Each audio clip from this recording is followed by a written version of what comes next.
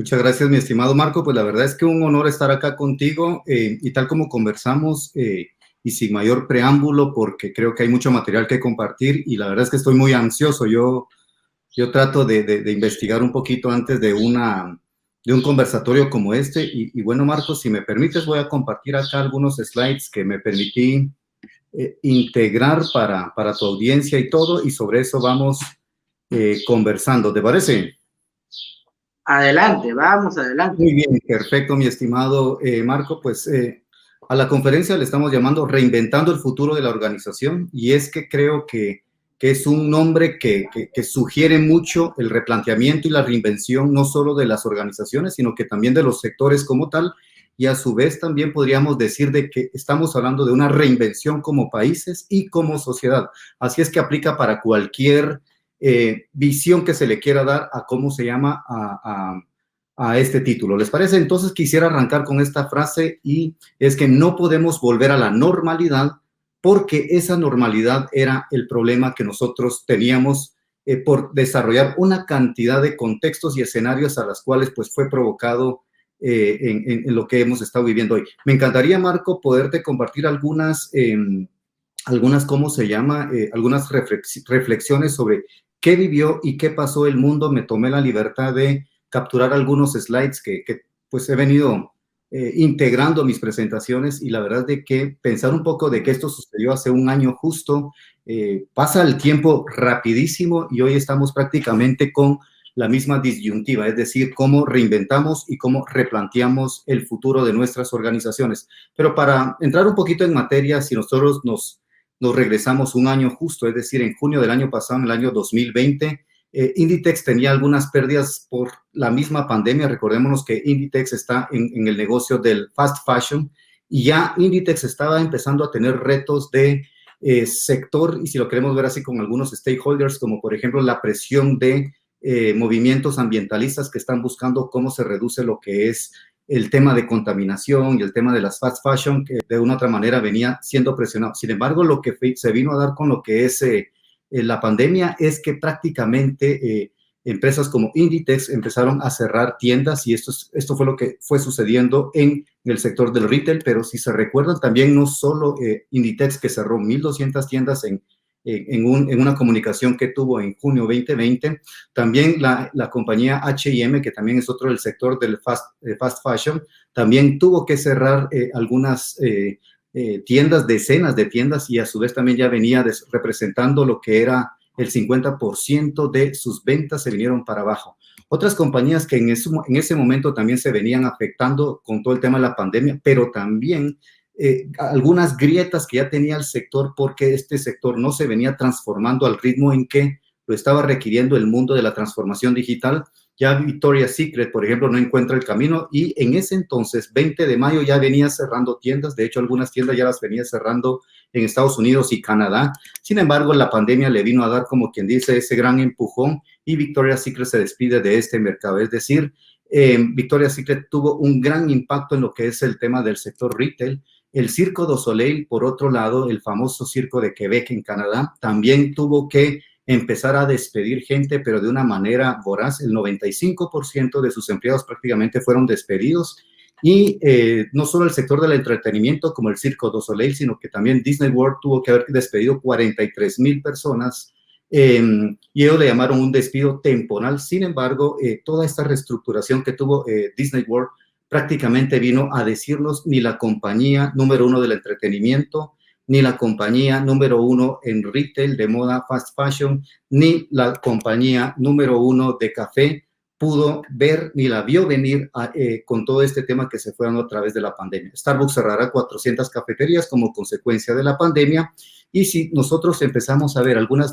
noticias que se fueron dando, ya empezábamos a ver cómo el CEO de Airbnb también en una declaración decía: tardamos 12 años en construir Airbnb y lo perdimos casi todo en 6 semanas.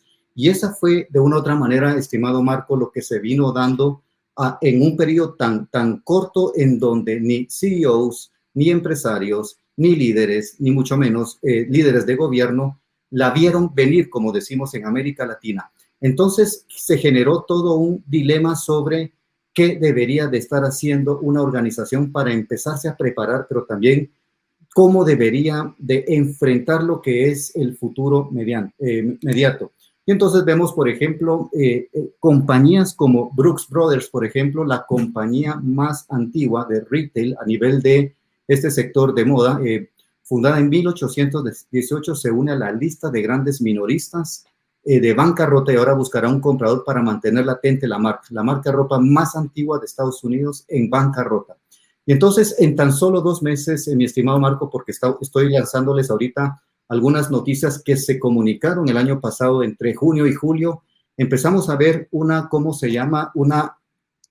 serie de noticias que no eran demasiado alentadoras. Justamente el 1 de julio, es decir, estamos a 3 días en donde hace un año justo otra marca cae, el operador de franquicias en bancarrota, el operador que operaba marcas como Wendy y Pizza Hut, también tuvo que decir, bueno, nos declaramos en bancarrota porque realmente estamos en un mundo que no sabemos cómo se está comportando y mucho menos sabemos hacia dónde va. Y así sucesivamente, si entramos a las líneas aéreas, mi estimado Marco, Lufthansa pide ayuda a Merkel para sortear la crisis. Las líneas aéreas, vaya que se la vieron fuertísima. La misma Boeing pide más de 54,000 millones para evitar la quiebra. Las aerolíneas como Iberia también entran en lo que es un proceso de ERTES, es decir, de suspensión de planillas completas de trabajo. Y así empezamos a ver el mundo el año pasado. Rolls-Royce recortará al menos 9,000 empleados en su planilla a nivel global.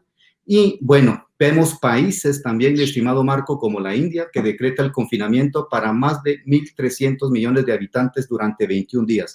Imagínate esto, Marco, un país que prácticamente tiene que diseñar un plan de confinamiento en cuestión de días y semanas y le tiene que decir a 1.300 millones de habitantes, oigan señores, oigan damas, oigan niños, se tienen que ir a confinar. Y ese fue el mundo que prácticamente, Marco, vivimos en tan solo 2 meses, 3 meses, 90 días, y fue lo que hizo que prácticamente el mundo se replanteara y tratara de redefinir cómo podría definir el futuro en donde iba prácticamente a lanzar sus siguientes objetivos o estrategias. Bueno, si nosotros vemos Estados Unidos, en tan solo un mes destruyó 20,5 millones de empleos en el mes de abril y la tasa de paro alcanzó un récord histórico de 14,7%, niveles nunca vistos más que en la época de la Gran Depresión de los años 30. Bueno, la misma NASA, es decir, a lo que voy con esto, mi estimado Marco, que no existió compañía ni organización en el mundo que fuera prácticamente blindada, que hubiera estado blindada ante cualquier situación que generó lo que es este famoso proceso del confinamiento y la pandemia. La NASA obliga a 17,000 empleados a trabajar desde casa. Y bueno, desde Apple y la bancarrota que se dio a nivel de las líneas aéreas, la Organización Mundial de Turismo comunicó de que el 90% de toda todo el movimiento del sector de turismo prácticamente se venía para abajo. Y bueno, vimos también que ya venía, y eso aceleró un poquito más todo lo que tuvo que haber sido el cementerio de la bancarrota del retail, y se fue incrementando. Y bueno, vemos un apocalipsis también que se da. El apocalipsis del retail está lejos de terminar. Es más, los analistas en su momento hicieron una predicción de un cierre de hasta 75,000 tiendas más. Y bueno, podríamos decir, mi estimado Marco, que hasta ahí estábamos y muchos de los sectores no se siguen recuperando, muchos de los sectores siguen esperando a ver si esto regresa más o menos a como se estaba dando el año anterior. Sin embargo, creo que hoy cada vez los sectores son más conscientes de que, primero, no vamos a regresar de donde partimos antes de la pandemia, y segundo, creo que estamos prácticamente a vistas de que va a haber una reinvención, no solo de los sectores, sino también de las organizaciones. Marco, ¿alguna pregunta, algún comentario? Porque me encantaría que fuera más un conversatorio, y así voy avanzando hacia los otros temas. Sí, de hecho, Sergio, está haciendo un tema sumamente interesante, y aquí, justamente mientras ibas avanzando, aquí han habido unas preguntas que me han parecido muy, muy buenas. Antes que nada, nos mandan saludos desde Alemania, desde Nueva York, gente que está conectada de muchos lugares, y hay una pregunta que nos hace Ariel, justamente, que nos comenta: Hablamos de Pizza Hut restaurantes o deliveries. Él considera que la tendencia del delivery ha crecido y seguirá creciendo, pero tiene que ajustarse mucho. Saludos y buen live desde Bogotá. ¿Qué considera respecto a ese punto, Sergio? Sí, mi estimado Marco, de hecho, sí, mira, no tenemos que satanizar también la pandemia, mi estimado Marco, porque también si nosotros le quitáramos todo ese impacto que tuvo la pandemia, generando, pues, lógicamente, todo el impacto que se dio a nivel de salud, a nivel de la exposición sanitaria que hemos vivido, si nosotros le quitáramos ese aspecto, podríamos decir, mi estimado Marco, y hacemos un análisis de solo el sector empresarial, definitivamente tuvieron que haber tenido ganadores, pero también perdedores. ¿Me explico? Muchas organizaciones también que no estaban preparadas para enfrentar lo que es este tipo de situación y contexto, prácticamente tuvieron que armarse y prepararse sobre la marcha. Algunas lo lograron muy, muy bien y algunas prácticamente se quedaron, como quien dice, esperando, o a veces algunas empresas anhelando de que regresara a donde ya no íbamos a regresar. Sí, algunas compañías, si bien es cierto, tenían ya bien definido, en el caso del sector de retail, tenían ya bien definida su estrategia de diversificación, de portafolio, de internacionalización, etcétera. Posiblemente no tenían esos canales muy bien diseñados y muy bien enfocados hacia lo que es el go-to-market o enfocados hacia el mercado. Y lo que resultó es de que algunas lo lograron sacar muy rápido y algunas prácticamente no. Y eso les generó costos o pérdidas. Lógicamente, como las organizaciones son organizaciones prácticamente lideradas por personas y por equipos, depende mucho también de la visión de cómo enfrentan las situaciones y las crisis, y sobre eso también van avanzando hacia lo que es el siguiente nivel. Hoy podemos ver algunos sectores que en su momento necesitaban apoyo incluso de gobierno para poder salir. Hoy de repente se están empezando a recuperar. La recuperación realmente es muy poca y muy lenta en algunos sectores, y otros sectores que verdaderamente, Marco, sí vinieron a acelerarse, y hoy podríamos decir que están prácticamente enseñándonos de cómo se deberían de liderar este tipo de crisis. Bien, Excelente, Marco, Sergio. si hay alguna otra pregunta, si no paso al otro tema.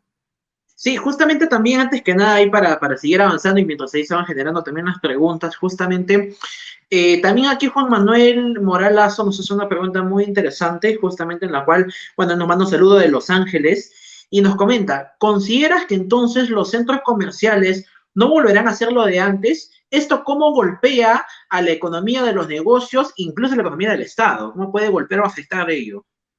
Sí, en efecto, mi estimado Marco, el modelo del sector retail a nivel de centros comerciales no va a ser el mismo del de antes, ¿sí? Va a tener que cambiar lo que es su modelo, no solo de experiencia hacia lo que es los clientes que van a un centro comercial, sino que también van a tener que cambiar un poco su estructura de cómo desarrollaban esa comunicación hacia el cliente. Es decir, van a tener que trabajar canales, no solo el tradicional, que es el de puntos de venta, sino que también van a tener que fortalecer mucho la experiencia de los clientes y de la experiencia de compra a través de nuevos canales como el e-commerce, mucho más desarrollado, todo lo que le llaman los marketplaces, entre algunos ejemplos que se pueden dar.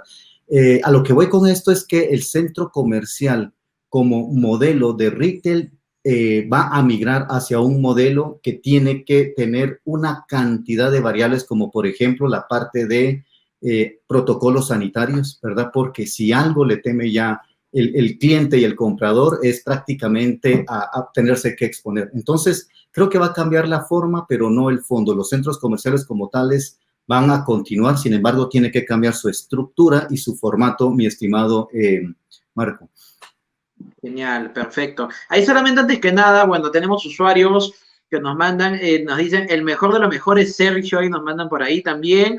Nos mandan saludos, como te digo, Salvador desde Nueva York, que nos manda saludos especiales. La verdad, May Torres también, que está ahí conectada. May, un saludo especial para ella también. Víctor Alejandro, que también está conectado acá, ¿no? Justamente, y la verdad que, Sergio, tú venías con una fanaticada acá. También tenemos a Eduardo desde Alemania. Realmente qué increíble va siendo este live, Sergio, realmente, ¿no? Vamos avanzando mientras vemos ahí las preguntas que se van generando, Sergio. Perfecto, mi estimado Marco. Voy a Voy a comentar sobre algunas habilidades que deberíamos de desarrollar y que deberían de ser la base del nuevo liderazgo para entender y prepararnos para desarrollar el futuro de nuestras organizaciones.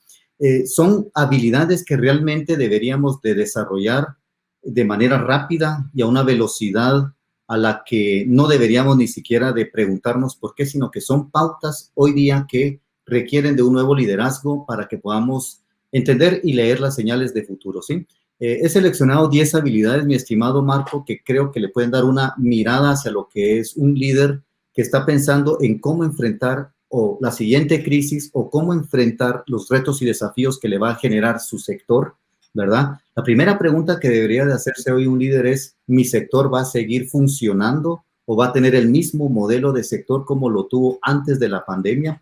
Porque hablando lo que es, hay sectores que han dejado hay empresas que han dejado de pertenecer a su sector y la manera en que estaban estructurados y cómo funcionaban, Marcos. Ahora prácticamente podríamos decir que hay empresas que actúan en dos sectores y se llaman empresas intersectoriales, es decir, tienen que aprender a desarrollarse no solo en su sector, sino que también en otro sector. Y te voy a poner un ejemplo.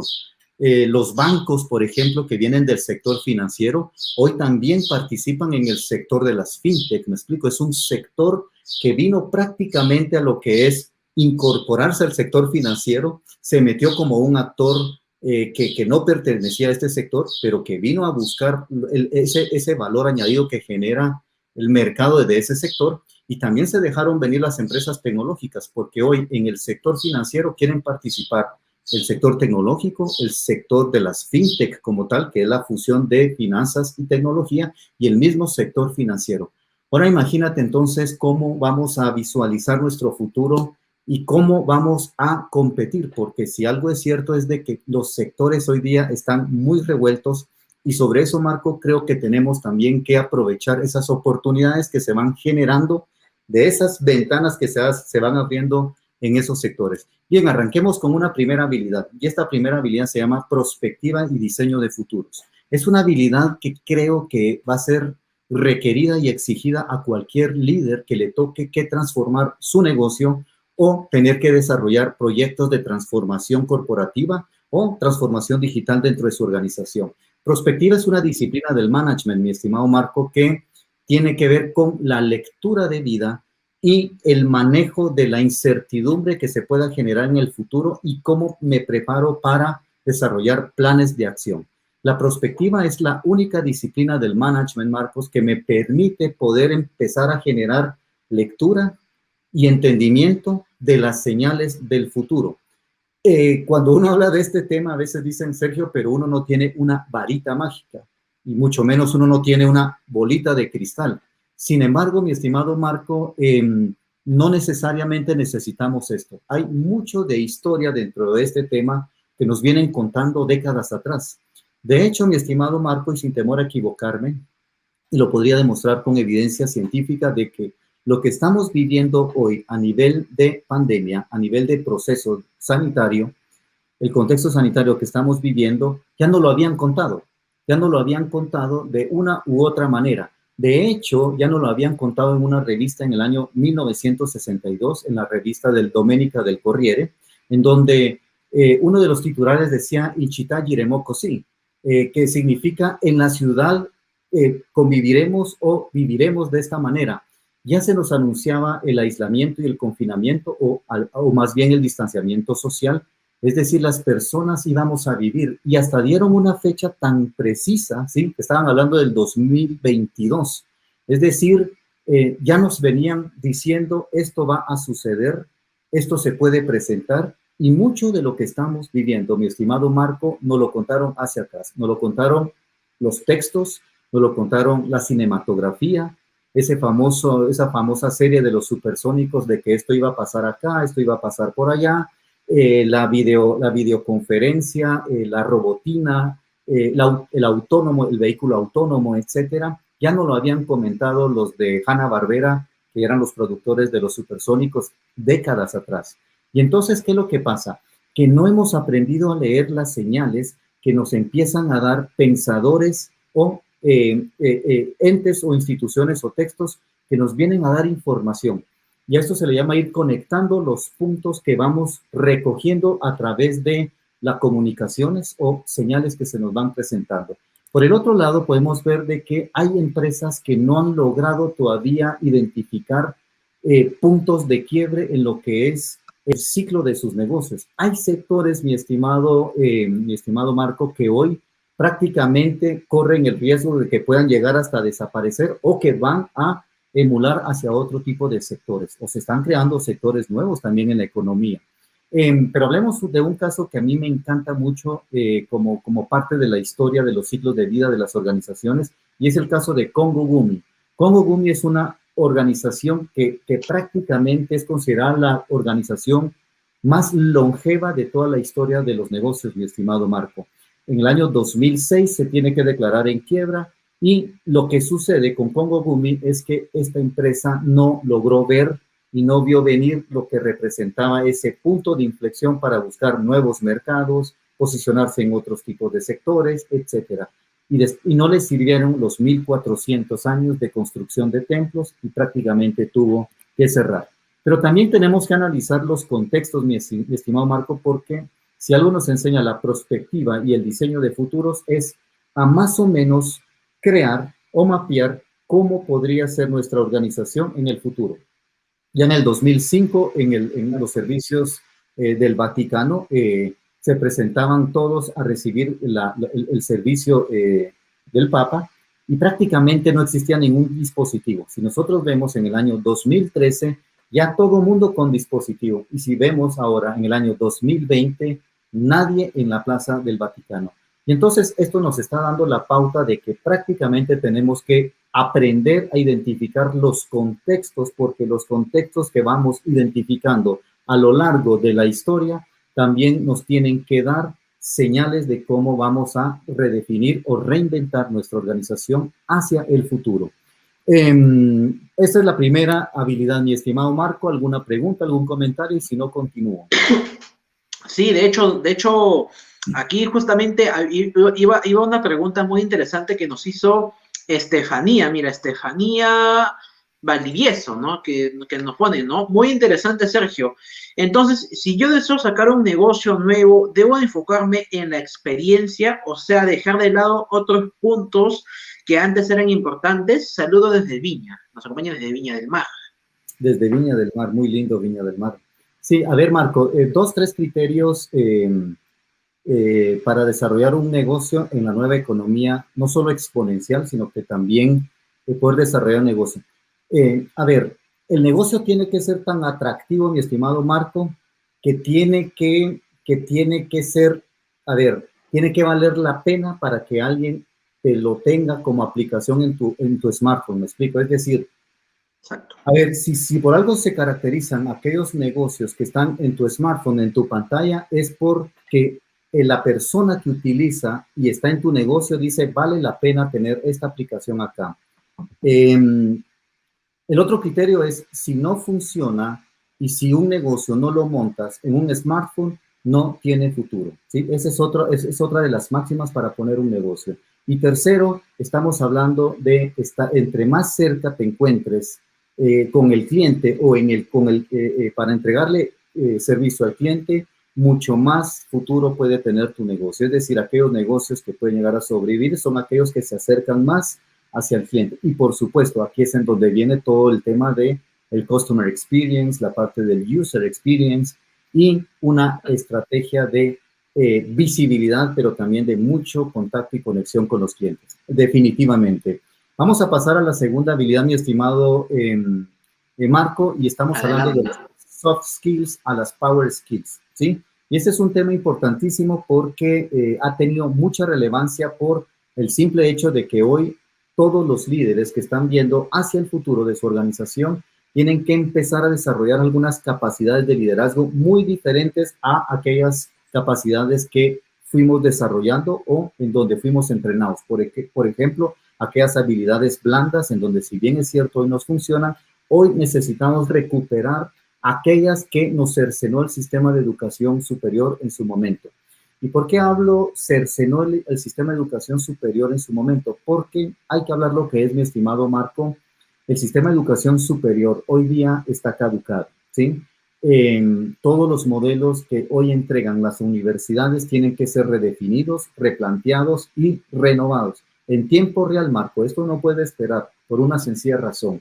Hay mucho que está en juego en el futuro de las empresas y no solo de las empresas, en el futuro de la sociedad. La sociedad se la está viendo muy difícil y resulta que el sistema de educación superior al que yo pertenezco incluso, porque yo represento a uno de los tipos de instituciones de enseñanza superior, como lo es una escuela de negocios, tenemos que hacer cambios radicales, rápidos, pero a la velocidad que hoy requieren los tomadores de decisiones en una organización. Lamentablemente, por el modelo tradicional que tiene el sistema de educación superior, no ha venido a sumar, sino más bien nos ha venido quitando muchas cosas. ¿Y qué cosas nos ha venido quitando a lo largo del tiempo, mi estimado Marco? La primera es la curiosidad, ¿sí? La curiosidad nos la mataron desde la infancia por el sistema de educación superior, desde la niñez, el sistema de educación de la niñez, que tiene que ver con repetición, un sistema de repetición que está obsoleto, un sistema de seguir instrucciones para lograr un objetivo didáctico que en su infancia funcionaba, pero hoy lo más seguro es de que alguien que no tenga curiosidad difícilmente va a poder enfrentar un futuro en donde necesitamos esa competencia y poderla poner al servicio de los objetivos de futuro. La otra es la exploración. De hecho, mi estimado Marco, somos exploradores por naturaleza. Traemos la exploración en nuestro ADN. Ya exploramos cuando prácticamente ahora que ya en China se llegó a Marte después de Estados Unidos. También éramos exploradores cuando llegamos a la Luna. Fuimos exploradores cuando nos queríamos conquistar los aires y inventamos lo que es el aeroplano con los hermanos Wright. Fuimos exploradores cuando queríamos saber qué existía del otro lado del océano y nos cruzamos los mares. Así es de que nuestro ADN ya lo tenemos como con un espíritu de exploración. La imaginación, por otro lado, también, Marco, es algo que tenemos que cultivar y que fortalecer porque de la imaginación se desprende lo que es la visualización. La imaginación precede a la visualización, que es un acto de proyección hacia el futuro y el cual lo vamos a necesitar. La capacidad de asombro, esa capacidad de asombro que antes la teníamos de niños, hoy ya no la tenemos. La tenemos que recuperar. Y por último, la originalidad. Entremos un poquito a la tercera habilidad, Marco, y me detengo en la tercera, después de desarrollarla un poquito. Liderazgo consciente y resiliente.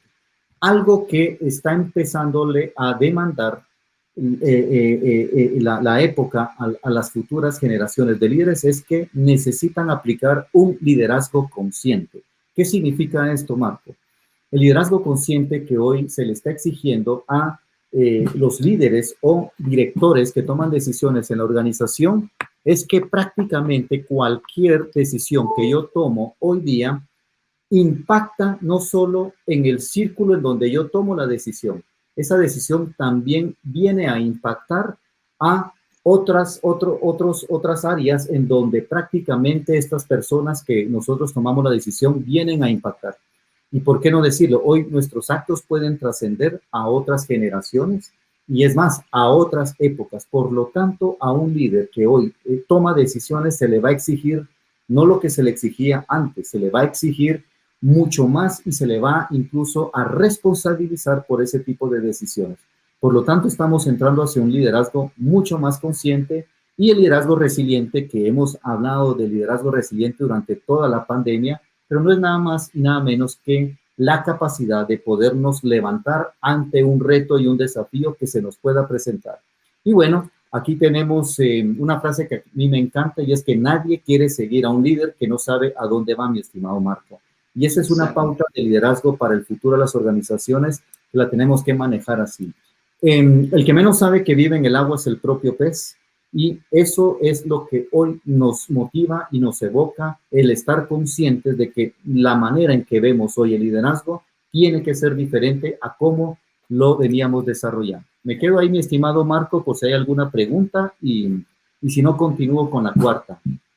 Bueno, Sergio, la verdad es que acá tenemos, la verdad, Sergio, nos detenemos un momento y se han generado pero un montón de preguntas acá, pero vamos a coger una al azar y comentarios también. Por ejemplo, Manuel Giancarlo del Monte, que te manda un saludo especial desde Sao Paulo, Sí, justamente sí. nos comenta, ¿no? Pero en estas situaciones no sería adecuado, en vez de soft skills, ser hard skills, o sea, un poco más duros, por así Sí. decirlo. Sí, me encanta. Esa es una de las preguntas que más se me presentan en algunos foros. De hecho, yo la platicaba en un foro la semana pasada, en un foro que tuvimos con una empresa en Bolivia, y yo les decía, sí, de hecho, sí. Lo que pasa es de que hoy día ¿cómo se llama? Las hard skills o las habilidades duras te llevan directamente a lo que se le denomina en el mundo del management la especialización, ¿verdad? El tema de la especialización tiene hoy un área muy, muy crítica, y es que si tú estás en un campo en donde verdaderamente te vas a dedicar a la investigación y esa disciplina en donde tú te vas a especializar tiene una línea de tiempo de largo plazo, mi recomendación es apuéstale mucho a lo que son las hard skills. Es decir, por ejemplo, una de las disciplinas o uno de los campos y sectores que hoy día se le está apostando mucho es al tema de la energía renovable o las energías alternativas. Este campo o esta disciplina va a tener una línea de tiempo, demasiado, demasiado larga, ¿sí? Pero hay otras disciplinas, ¿sí?, de conocimiento que ya no necesitan ni siquiera que las especialicemos o que nos volvamos técnicos, me explico, por una sencilla razón. Puede ser que estén en el radar de las profesiones que van a desaparecer en el corto o mediano plazo. Entonces, mi única recomendación o acotación sería que analicemos cuál es el futuro de cada una de las hard skills que nosotros quisiéramos fortalecer o especializarnos. Les voy a poner, por ejemplo, una. Mucho se habla de que hoy día en las organizaciones, sobre todo en aquellos sectores en donde están muy enfocados hacia el servicio, va a entrar de manera inmediata la automatización, la digitalización y algunos procesos de robotización basados en chatbots, bots, etcétera. ¿Qué sucede si yo me empiezo a tecnificar o a especializar en un área de estas en donde cualquiera de estas áreas, como la automatización, la digitalización o la robotización, de nada me va a servir especializarme? El desarrollar hoy día lo que son las power skills, ¿sí?, o las soft tech skills, que las vamos a ver en este momento, me permiten al menos estar en alerta para identificar en qué momento esta es una habilidad o una hard skills que prácticamente la tengo que sustituir por otra, ¿sí? Es decir, lo que me permiten las Power Skills es el tener una alerta máxima de decir, esto me va a funcionar por este tiempo, pero tengo que validar algunos conocimientos. La otra razón por la cual las Hard Skills ahorita se les apuesta, pero no necesariamente en todo, porque el conocimiento de una Hard Skills también puede tener un tiempo de vida. Es decir, el conocimiento hoy se está erosionando a un 30 a 40% cada 2, 3 años, y eso lo que evoca es que también vamos a tener que volver a meterle capas de tecnificación. Y por ejemplo, no es lo mismo hoy día que alguien que trabaja en el sector de las telecomunicaciones que siga pensando que está en el sector de las telecomunicaciones, ¿me explico? Sí, porque eso es lo que ha sucedido hoy día. Hoy alguien que trabaja en el sector de las telecomunicaciones dice, es que estoy en el sector de las comunicaciones, y es mentira. El sector de las telecomunicaciones hoy pasa lo que es el sector de la conectividad al sector del Internet de las cosas, y empieza a migrar hacia otros sectores. ¿Por qué? Porque el sector de las telecomunicaciones hoy prácticamente se ha convertido en un conglomerado de datos, ¿sí? Y cuando cambias tu mirada del sector, es decir, ya no estamos en el negocio de las telecomunicaciones, sino en el negocio de el conglomerado de datos, vaya que se empieza a trasladar a otros sectores. Y ahí empieza a entrar, por ejemplo, el sector de las fintech, ¿verdad? Entonces, solo hay que tener ese tipo de cuidado, mi estimado Marco. Espero haberle Exacto. respondido al colega su pregunta. Sergio, y una consulta también aquí de repente, ¿no? Justamente también con estos puntos claves que mencionabas, ¿tú cómo ves ahora, bajo el tema obviamente de la pandemia, por ejemplo, el sector bancario? ¿Lo ves de repente un poco más asequible, un poco más blando, por así decirlo, de cara al público con sus colaboradores? ¿O ves de repente una situación un poco más como que no lo aceptan o no quieren cambiar, obviamente, un poquito esa situación? ¿Cómo lo ves ahí? Sí, a ver, mi estimado Marco, esta es una pregunta muy frecuente que me realizan en el sector financiero. De hecho, a ver, muchas veces un banco tradicional se quiere convertir en una fintech, me explico. Y es tremendo error. Me explico, un banco tradicional nunca se va a poder convertir en una fintech. Primero porque los modelos de banca son modelos tradicionales que responden a una serie de factores, dentro de ellos regulación, dentro de ellos seguridad, dentro de ellos estructura organizativa, etcétera. El concepto de una fintech, ¿sí? Incluso la mejor fintech que nosotros pudiéramos identificar en el mercado hoy día no dejan de ser compañías efímeras, ¿sí? Es decir, tarde o temprano estas van a tener que migrar hacia otro tipo de sector. Por ejemplo, las fintech en este momento, todas aquellas que llegaron a un nivel de madurez están tratando de identificar otros sectores, como por ejemplo el sector de la medicina o la telemedicina, que va a ser el sector del futuro, mi estimado Marco. Cuando me preguntan, Sergio, ¿dónde están los siguientes negocios de alta escalabilidad? Les digo telemedicina, ahí está el negocio. Y sobre todo con el negocio de la salud mental que se está dejando venir, porque la siguiente pandemia, mi estimado Marco, es justamente el tema que quería tocar ahorita con la inteligencia emocional colectiva. Va a ser un negocio para aquellos que hoy empiecen a entrar, porque prácticamente las organizaciones van a tener que pensar en la salud mental de sus trabajadores, y no se diga solo en los trabajadores, también la sociedad está muy, muy inquieta porque este es un tema que no se ha querido tocar con el nivel de altura que se debería de hacer. El sector bancario, por ser un sector que prácticamente tiene una estructura y pertenece también a los sectores tradicionales de la economía, Marco, lógicamente la pandemia los vino a empujar de una manera tan rápida que si sabían nadar o no los tiraron al agua de un solo, mi estimado Marco. Hoy yo te diría que al menos ese mindset de cultura que tienen los bancos hoy día ya ha venido cambiando, ¿sí? Si antes alguien se resistía, hoy ya no existe ni un alma en ninguna institución financiera. Otra cosa es que lo puedan hacer y otra cosa es que lo estén haciendo de manera eficiente y veloz como lo está pidiendo hoy y reclamando el nuevo consumidor, me explico. Pero te podría decir ya que ya todas las instituciones, ese proceso de resistencia al cambio que decían, la transformación digital va a llegar muy tarde, etcétera, yo creo que eso ya prácticamente se vino atrás. Y hoy todos los sectores realmente están en ese proceso de sensibilización, de concientización y sentido de urgencia, que es en donde se encuentran prácticamente el estatus de todos los sectores, Marco. Genial, perfecto, perfecto. Vamos adelante, Sergio. Muy bien, estimado Marco, continuamos inteligencia emocional colectiva. A ver, en 6 meses de confinamiento se han acelerado 6 años de la digitalización del mundo, ¿sí? Y todo esto se manejó. Yo te traje algunas diapositivas justo de hace un año, Marco, porque, ¿sabes qué pasa? Que también a veces olvidamos muy rápido. Dicen que el pueblo que se olvida de su historia tiene que volver a repetir la misma historia, ¿me explico? Sí. Y eso es una realidad. Entonces, yo normalmente tiro mucho al futuro, pero quise tomar un año atrás para decirles, miren, de ahí venimos y hacia dónde tenemos que llevar el siguiente nivel de escalamiento de nuestra organización.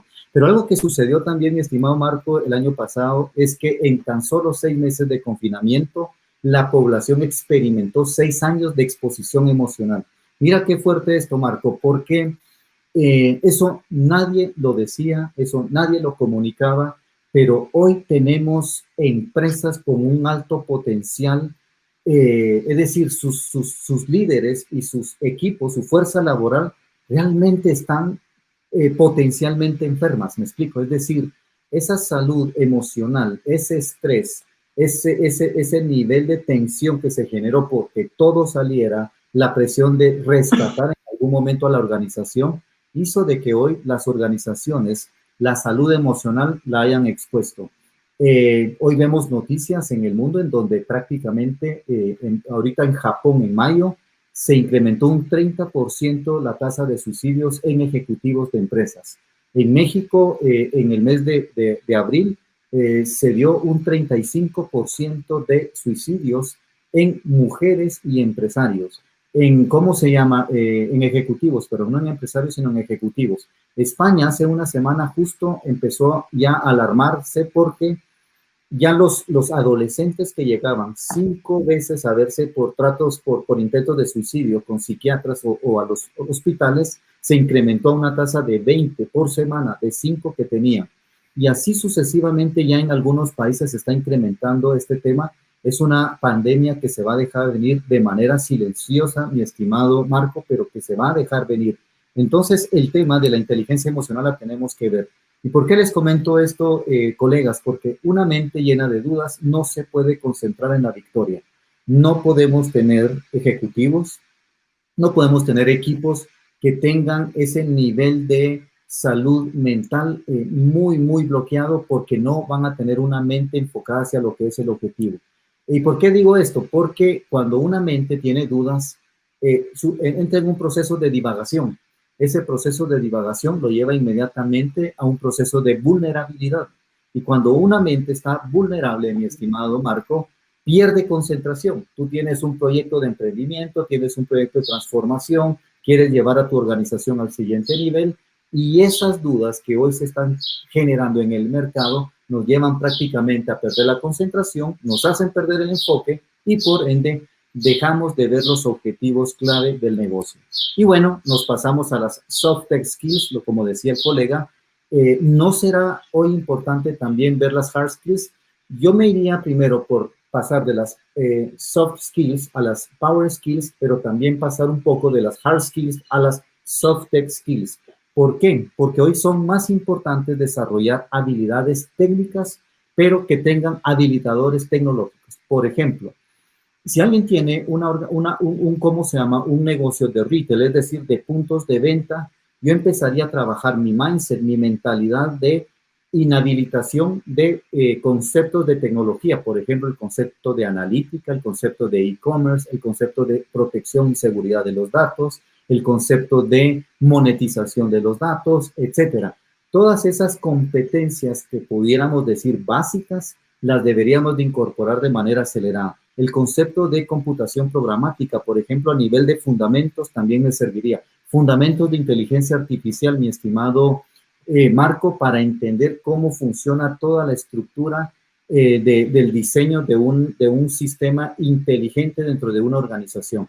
Entonces, prácticamente, esto es una habilidad que se requiere hoy día. Según el CEO de Apple, Tim Cook, que ya todos ubican, él en una entrevista decía, si yo fuera un escolar de 10 años, creo que sería más importante aprender a programar que aprender el inglés.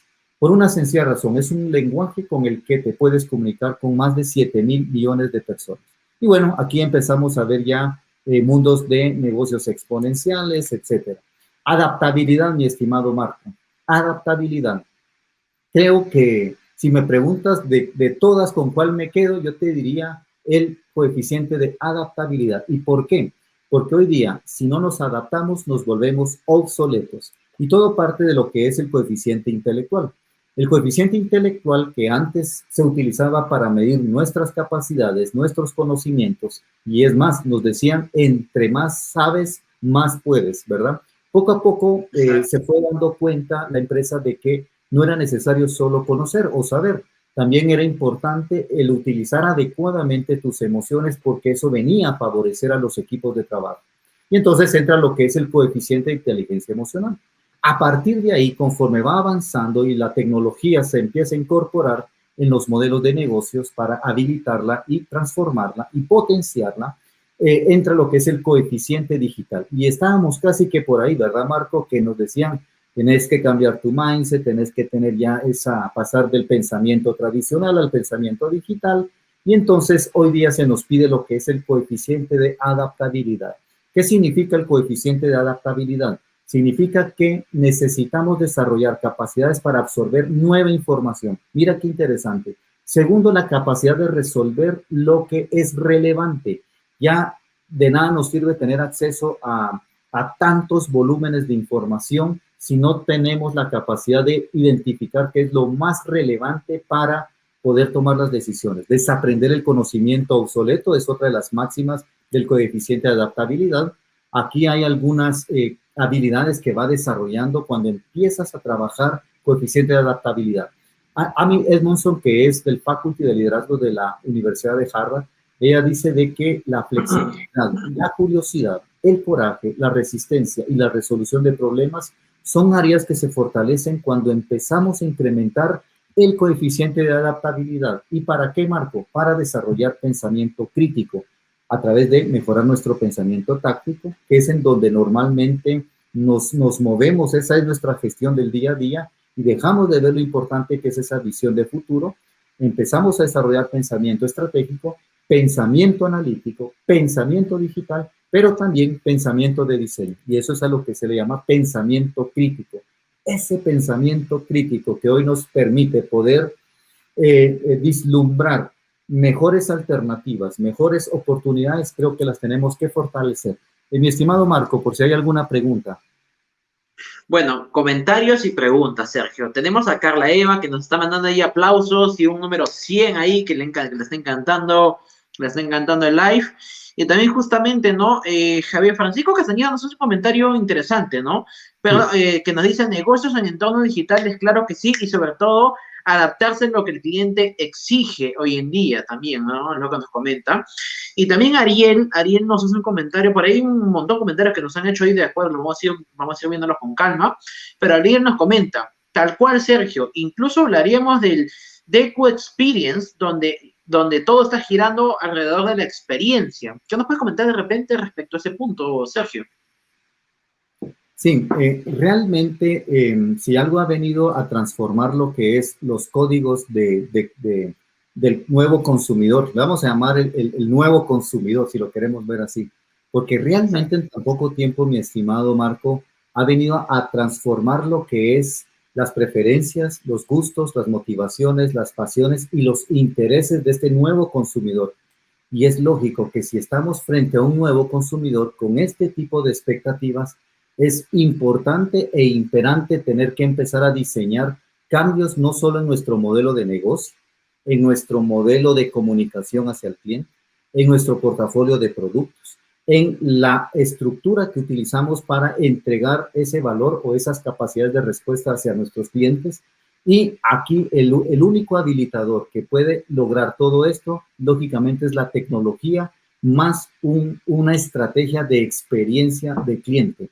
Y al final de la batalla o al final del camino, mi estimado Marco, quien más se acerque al cliente y quien más haga experimentar sensaciones a los clientes y le entregue valor, creo que va a terminar conquistando el nuevo ranking de las organizaciones que van a estar con el cliente.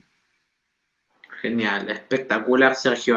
Hay justamente también una consulta que nos hace justamente Eduardo, también cuando habías comentado el tema del sector médico, que me parece muy interesante, ¿no? Que nos comenta, justo eso quería consultarte, nos dice, en el sector médico, es algo que está creciendo por el tema psicológico, pero en otros sectores lamentablemente está asustando a sus pacientes, o sea, de repente eso lo quiero complementar acá, por ejemplo, lo que sucede que de repente a veces mucho el tema de la teleconsulta, al menos acá en Perú, claro, hablándote, ¿no?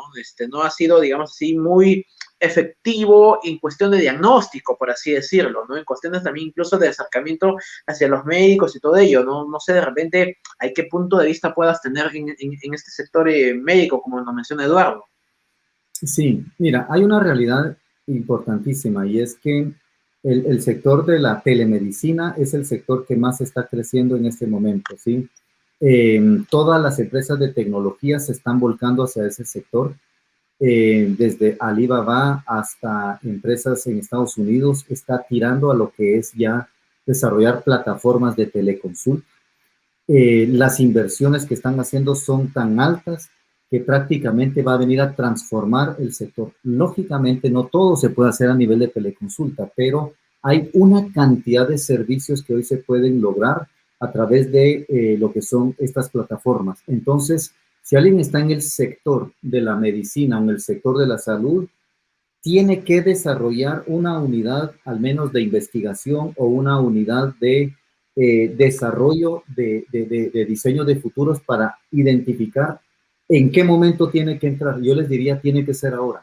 Las aseguradoras es otro sector que están entrando al mundo de la teleconsulta. ¿Me explico por qué? Porque es muy fácil para ellos poder brincarse a este sector. Entonces, es un sector de crecimiento. Si a mí me preguntan en dónde está la siguiente generación de plataformas, es decir, venimos de las plataformas del delivery. Para una plataforma de delivery es muy fácil meterse a los supermercados digitales, me explico. Por una sencilla razón, Marco, ya tienen el control de todos los datos, se los dieron todos los supermercados sin querer, por así decirlo, ¿sí? Y entonces, hoy para una empresa de delivery es demasiado fácil entrar al mercado de los supermercados digitales. Pero ojo, porque una empresa que ya está en plataforma tiene que formar un ecosistema digital y entonces va a terminar metiéndose en el negocio de la teleconsulta. Es un negocio que no necesariamente va a ser tomado por los profesionales de la salud. Ojo con eso, porque muchas veces decimos el sector de la salud debería de ser liderado por profesionales de la medicina, y mentira. Eso es una gran mentira. Hoy el sector financiero no es liderado por banqueros, ¿verdad que no? Es liderado por empresarios optimistas que lograron tener esa visión de decir hay unas necesidades que no se están cumpliendo. Fueron tomadas también por el sector tecnológico que dijeron yo tengo un conglomerado de datos, es decir, tengo muchos datos que los puedo empezar puedo sacar producción de ese tipo de conglomeración de datos. Y a lo que voy con esto es que incluso el sector de la educación, Marco, no está siendo liderado hoy por profesores o por decanos o por rectores o por líderes de la educación. Curiosamente, quienes están liderando hoy los sectores nada tienen que ver con su propia formación. Traten de analizar ese dato que yo les dejo porque no nos va a dar tiempo, mi estimado Marco. De hecho, ya estamos llegando a las 6. Pero estamos llegando al límite. Los mejores sectores que hoy están produciendo no son liderados por los que vienen de su sector. ¿Me explico? Voy a continuar acá, mi estimado Marco, en aras del tiempo, ¿te parece? El lifelong learning, aprendizaje de por vida. El lifelong learning, el aprendizaje de por vida es un mandato, diría. Es un mandato hacia todos nosotros en donde se nos dice tienes que aprender de por vida, y hoy el hecho de sacar un título o el sacar una certificación o sacar un curso, ya no vamos a hacer productos terminados, ¿me explico? Sino vamos a hacer productos en proceso. Por una sencilla razón. Todo el conocimiento que hoy aprendemos no nos garantiza que nos va a ser exitoso para la siguiente demanda o el siguiente requerimiento que nos va a pedir el mercado o los nuevos retos y desafíos. Y entonces no nos queda que empezar primero a desaprender aquello que ya sabíamos. Segundo, tenemos que volver a aprender, ¿sí? Para aprender. Y así nuevamente, tengo que volver a desaprender, volver a aprender, y es un círculo virtuoso del aprendizaje. Los 9 tipos de aprendizaje. Aquí les dejo 9 tipos de aprendizaje. De hecho, mi estimado Marco, esta es una presentación que yo diseñé para tu audiencia. Yo te la hago llegar con el mayor de los gustos, pero aquí tienen un listado donde ustedes tienen prácticamente 9 tipos de aprendizaje del cual ustedes pueden sacar ya sus conclusiones. ¿Les parece? Pero en aras del tiempo voy a avanzar en algunos temas que para mí son supremamente relevantes. Bill Gates apuesta por la contratación basada en habilidades y no en títulos. Realidad absoluta. Para el año 50 se prevé que ningún CEO va a tener 2050, ningún CEO va a tener un título universitario, ¿sí? Ojo con eso porque el sector de la educación, y nos incluimos nosotros como escuela de negocios y como futura universidad, que prácticamente las universidades van a tener que redefinir su modelo de entrega de los conocimientos, y esa transferencia de aprendizaje que tienen que hacer, van a tener que tener una serie de estructuras que empalmen con lo que son las necesidades futuras de los estudiantes. Así es de que tenemos aquí algunas pautas. Ya no contratas al que más sabe, sino que al que más rápido aprende. Esto es otra realidad. Los trabajadores pierden el 40% de las habilidades cada 3 años. Una de las razones por las cuales las habilidades técnicas, que eran las que decía el colega, que son las hard skills, también las tenemos que tener en mucho monitoreo porque de nada nos sirve prepararnos y estudiar para una disciplina que prácticamente nos la va a venir a sustituir un robot o procesos de automatización o digitalización. Tus habilidades en el trabajo quedan obsoletas cada 2 años, un informe de Forbes en el año 2019. Y bueno, me gustaría pasar a multidisciplinaridad. La multidisciplinaridad, mi estimado Marco, es una habilidad que hoy nos exige no necesariamente especializarnos en un área, sino que, por ejemplo, si yo soy gerente de marketing, si tú que tienes muchos seguidores del área de marketing, siempre que hago consejería académica en la escuela me dicen, Sergio, soy mercadólogo, llevo 8, 10 años estudiando marketing, quisiera estudiar una maestría en marketing porque no la tengo, pero me desarrollo en marketing, tengo 10, 15 años de tener puestos en marketing. Yo le digo, no estudies marketing, estudia finanzas, estudia business intelligence, estudia inteligencia artificial. El marketing lo vas a terminar de perfeccionar en la calle, es decir, vete a la calle, si estás en el escritorio, lo más seguro es que no estás aprendiendo marketing. Al contrario, se te están perdiendo los conocimientos, pero el marketing, después de que uno hace marketing, se termina perfeccionando en la calle, honestamente. La multidisciplinaridad hoy día genera un valor importante en el desarrollo de visión de futuro de los líderes. Y bueno, ¿para qué hablar de Leonardo da Vinci si él es uno de nuestros ejemplos que nos han dicho que alguien que practica la multidisciplinaridad prácticamente viene a desarrollarse de una manera mucho más holística al momento de tomar decisiones? Y bueno, está aquí Bruce Dickinson también, quien es multifacético. Gestión del fracaso. Marco, nos enseña en la escuela y prácticamente aquellas personas que nos han venido formando nos dicen, prepárate para el éxito, estudia temas del éxito, pero no nos enseñan a gestionar el fracaso, ¿sí?